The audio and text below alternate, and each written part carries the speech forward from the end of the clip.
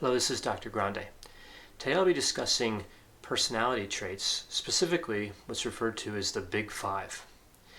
And this is a model where there are 5 personality traits, and more or less every characteristic of personality can fit into one of these 5 traits. Now, there are many individuals who disagree with this model, but largely over the last many years, this has been a supported model. This model has been supported by research, and you can conceptualize personality in this model fairly readily. The 5 traits in this model you can think of with the acronym OCEAN, O-C-E-A-N. O is for openness to experience, C is for conscientiousness, E is for extraversion, A stands for agreeableness, and N stands for neuroticism. So right away when we hear these terms, we think of all these personality traits as being on a continuum. And it's easy to look at these particular personality traits just with the name alone and think that in our society, in terms of success and being happy, that being on one end of the continuum is usually better than the other. Meaning it's better to have openness to experience. It's probably better in most ways to be conscientious. Agreeable individuals seem to have marked advantages over disagreeable individuals. Extroverts tend to have advantages over introverts.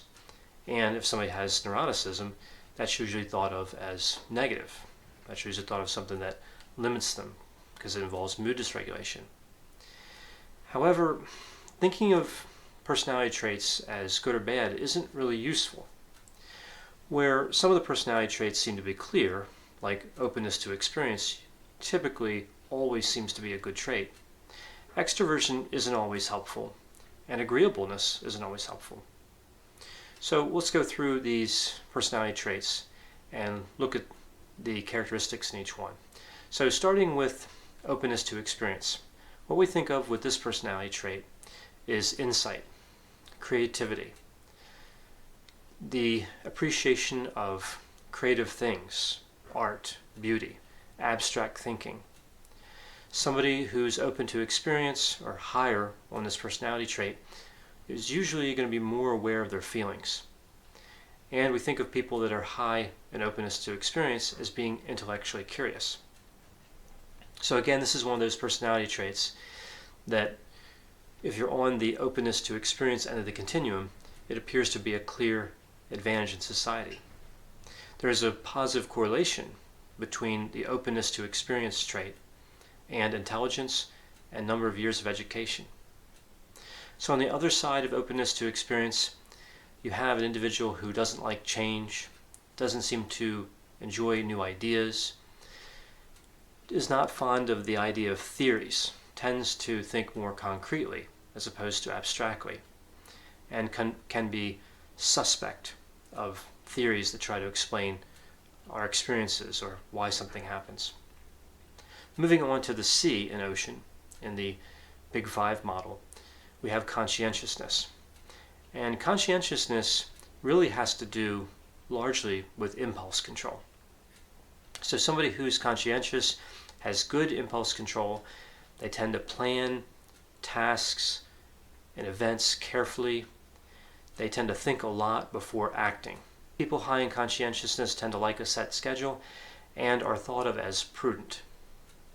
So again, with conscientiousness, we typically think of this as a positive trait.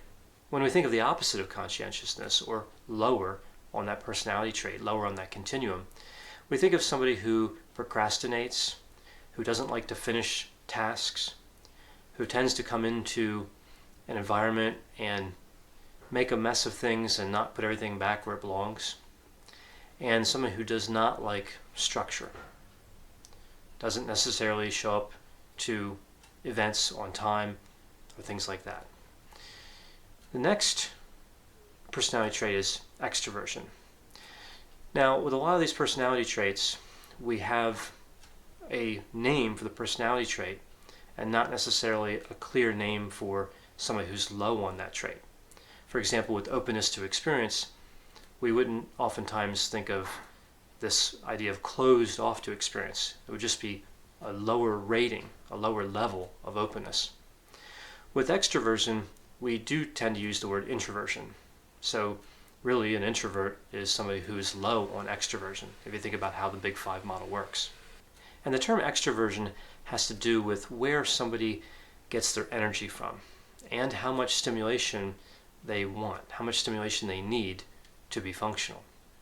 So somebody who is higher in extroversion tends to get their energy from social interactions and social relationships. They like being the center of attention, they tend to be more talkative, and when you get high enough on extroversion, sometimes that can be a disadvantage with the talkative piece, because individuals high in extroversion are more likely to say things first and think about what they said a little bit later. So there can be a degree of extroversion, of course, which is unhealthy. Extroverts also tend to have many acquaintances, but not many close friends, and sometimes they struggle with deep analysis. Although both extroverts and introverts can think deeply, it's just a matter of how difficult that is for each one. Introverts, that tends to come naturally. For extroverts, that's a little more difficult. So on the introverted side, introverted individuals tend to have more close friends. They have a few close friends, but not many acquaintances.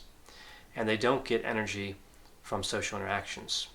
As a matter of fact, social interactions tend to drain energy from introverts. They like being alone, they like having quiet time and thinking. Now, a lot of times when we think of introversion, we think of shyness and sometimes even being sad. But those two traits really aren't tied in with introversion. Somebody who's introverted could still be high on agreeableness, which will be the next trait I'll be talking about, and may not reach out and initiate contact with people, but would be friendly if someone approached them. So moving on to agreeableness, the A in ocean in the acronym. Agreeableness is another personality trait where we have another word we typically use to express someone who's low in agreeableness, which of course would be disagreeableness. When we think of agreeableness, we think of cooperative. And when we think of disagreeableness, we think of competitive. Also with agreeableness, you have an increased amount of caring. People that are agreeable tend to care for other people. They take an interest in other people. They tend to have a higher degree of empathy, both cognitive empathy and affective empathy. They tend to look for ways to compromise, and generally, someone who's agreeable is friendly. On the disagreeable side, as I mentioned, more competitive, lower interest in other people, lower degree of empathy, and generally skeptical of people's motives, which can create a situation where somebody who's disagreeable tends to be not liked because they appear suspicious and unfriendly. Now, with this particular personality trait, as with extroversion, it may seem clear that there are some advantages to being agreeable, just like there are some advantages to being extroverted. But again, with this personality trait, there are clear advantages to being disagreeable as well, which may sound a little unusual, but it's true. Individuals that are disagreeable, maybe because of that skepticism piece, tend to be better at analysis. They tend to make better scientists. And because they might be resistant to always trying to seek compromise and always trying to be friendly, they sometimes could make better decisions because of that. There's been research that indicates that people that are high in agreeability will make decisions that they consider are immoral sometimes when they're told to, meaning they're more susceptible to influence other people. Again, because they have this need to be agreeable, this need to compromise and be friendly. Someone who's disagreeable is not limited by that and may be more careful in making decisions. So with extroversion, introversion, and agreeableness and disagreeableness, it's not really clear which one is better. Both of these personality traits have advantages in certain places. Generally, of course, with agreeableness, we think of people that are agreeable as more friendly, and therefore they're more likely to be popular and well-liked. Now, the last personality trait is neuroticism, the N in ocean. And this one is usually thought of as clearly negative, meaning if someone's higher in neuroticism, we consider that to be worse for them. They're going to have a tougher time being happy and productive. With neuroticism comes mood dysregulation, anxiety, worry, depression or sadness, irritability, frustration, anger, being upset more easily, tending to be nervous more of the time, and having more unstable emotions. All those are associated with neuroticism.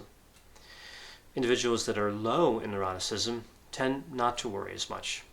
It takes more to get them upset. They appear more stable and they appear more relaxed. So that's a quick overview of the personality traits. And sometimes people wonder where these traits come from. And this is fairly interesting. So when we think of where a trait comes from, we oftentimes think of genetics or the environment. And in the case of personality traits, it appears that, what research indicates anyway, is that genetics explain about 50% of personality traits. Now, that's not stable across all of the personality traits.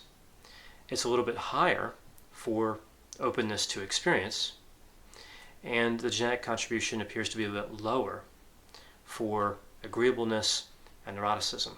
Another interesting characteristic of personality traits, and we could argue, therefore, personality in general, is that it tends to be stable over time. There are changes that occur as someone grows older with their personality, but generally, once personality is formed, once these traits are formed, they express themselves in a similar fashion throughout the lifespan. I hope you found this description of the Big 5 personality traits to be interesting. Thanks for watching.